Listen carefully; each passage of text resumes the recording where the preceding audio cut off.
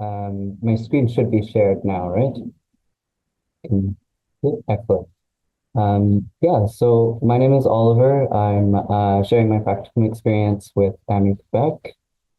I want to start though by acknowledging that I'm joining from the unceded lands of the Kanien'kehá:ka people where I work and live in otherwise known as Montreal. I've benefited from living on Indigenous lands in Canada my whole life as a descendant of European settlers. I grew up on Carrier-Sacani territory in central BC and later moved to the lands of the Songhees Nation, Esquimalt people, and Wasanich peoples to attend the University of Victoria.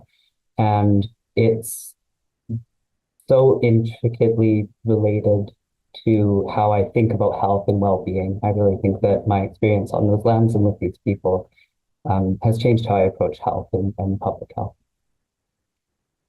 So a little agenda for today, I'll introduce myself, my practicum organization, and the concept of what young carers are. I'll then describe my practicum placement and the specific skills I developed, the values that came out of that, and my takeaways. Very quick agenda. So I actually started at UVic in 2015. I took a few years off after completing some of the courses to start a nonprofit with my partner and address access to prosthetic devices in Canada.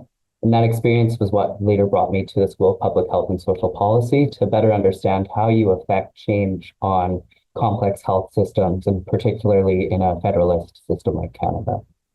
So in 2021, I found my job at AMI Quebec, and I put off doing the final practicum as the last step to get my degree until this year. But I'm grateful for that, as in my role at AMI, I came to understand my role as a caregiver to my partner and others, and I gained a lot of experience in direct intervention and health promotion that helped keep me grounded as I did more theoretical policy-focused work for the practicum. So AMI Quebec is an organization that's dedicated to caregivers and mental health. We do that through support groups, workshops, advocacy, and counseling. All the services are offered for free, and they're all peer-based programs. AMI was the first of its kind in Canada, so it was founded almost 50 years ago. It's a long history. What's newer is this concept of young caregiving in Canada. So young carers are children and youth that support someone due to health challenges. So they administer medication, they do wound care and help with acts of daily living, and they provide emotional support. We think it's about 10% of all children and youth who are providing a level of this unpaid care that actually infringes on their own well-being. And despite the prevalence and the impact, it's severely under-recognized in our country. For my practicum, I reviewed existing data, reports, and practices here and abroad, and then I used them to craft actionable policies and communicate them at the federal and at the provincial level. The practicum was really well timed for two key reasons. Firstly, because in 2021, Quebec released a 5-year action plan on caregiving. It represented a $500 million investment over 5 years, and it promised that a next action plan would come out for 2026-2031, which was what I was preparing proposals for. In the following years, a provincial network of young carer support was begun, which my Young Carers Project fits under. And in 2023, I organized the Quebec Symposium on Young Carers, where we heard from young carers what they wanted to change in the systems around them. The second reason that it was well-timed was that in 2024, the federal government actually committed to creating a national caregiving strategy. And that was why I was invited by the Canadian Centre for Caregiving Excellence to participate in a National Caregiving Champions table to put together some recommendations and kind of honestly, a full-fledged national caregiving strategy that's almost turnkey for the federal government. I wanted to give a quick scope of the work and kind of give an idea of what the details were.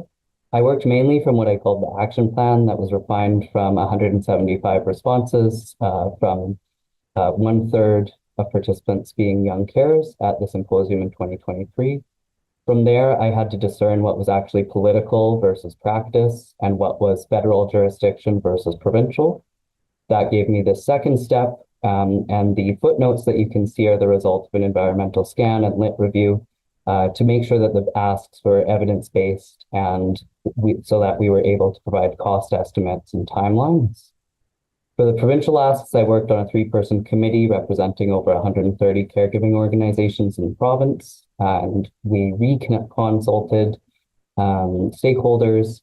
And then the bottom right is the current iteration of our proposals, a more refined, more detailed plan.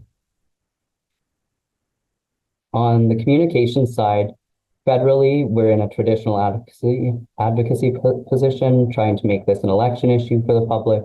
So I wrote press releases and articles, participated in podcasts and conferences, and published social media content to promote it.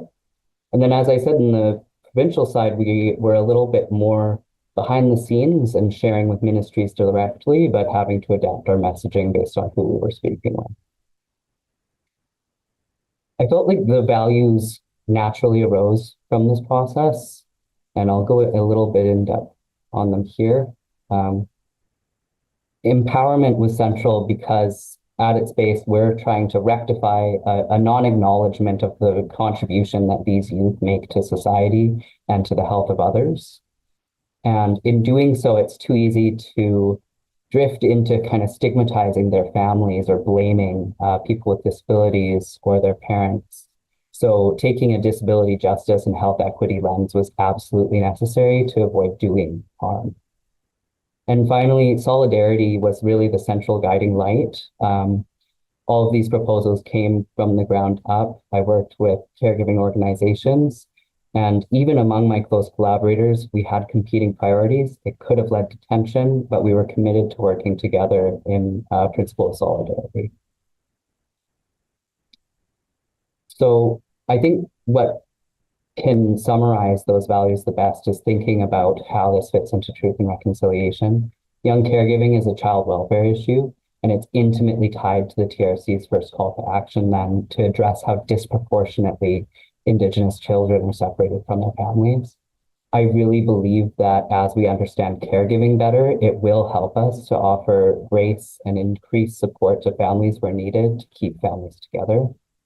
New initiatives like the National Indigenous Caregiving Collective with Dr. Grant Bruno are starting to map what the needs are for Indigenous caregivers, and I hope that I can assist them to add a young care lens to their work. My main takeaway was just that you need to have empathy for all of the people that you're working with. If you put yourself in their shoes, it'll become clear where they're coming from and how you can move together in solidarity.